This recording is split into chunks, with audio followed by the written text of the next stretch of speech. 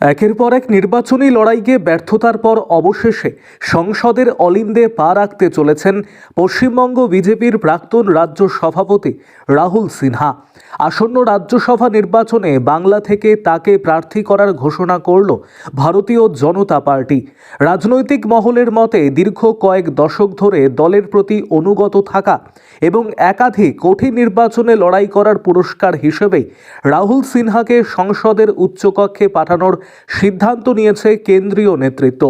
উত্তরবঙ্গ থেকে দক্ষিণবঙ্গ ভোটের ময়দানে 1998 সাল থেকে 2021 সাল পর্যন্ত মোট 9টি বড় নির্বাচনে প্রতিদ্বন্দ্বিতা করলেও জয়ের মুখ দেখতে পারেননি তিনি।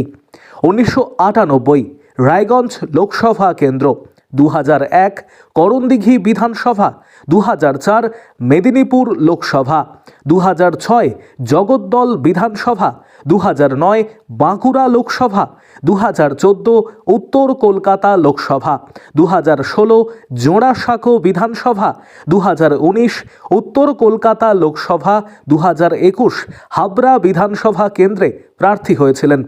একাধিকবার হারলেও রাহুল সিনহা বাংলার রাজনীতিতে বিজেপির অন্যতম পরিচিত মুখ। দলের অন্দরের খবর, পুরনো কর্মীদের যথাযথ সম্মান দিতে এবং অভিজ্ঞ এই নেতার সংসদীয় অভিজ্ঞতাকে কাজে লাগাতেই তাকে রাজ্যসভায় পাঠানোর সিদ্ধান্ত। রাহুল সিনহার এই প্রমোশন নিয়ে বঙ্গ রাজনীতিতে চর্চা শুরু হয়েছে। একদিকে গেরুয়া শিবিরের কর্মীরা একে ন্যায্য প্রাপ্তি হিসাবে দেখছেন, অন্যদিকে বিরোধী দলগুলি তার হারের খতিয়ান তুলে ধরে বিদ্রূপ করতেও ছাড়ছে না। তবে সব সমালোচনাকে পাশে সরিয়ে অবশেষে সংসদের স্বাদ পেতে চলেছেন দীর্ঘদিনের এই লড়াকু নেতা।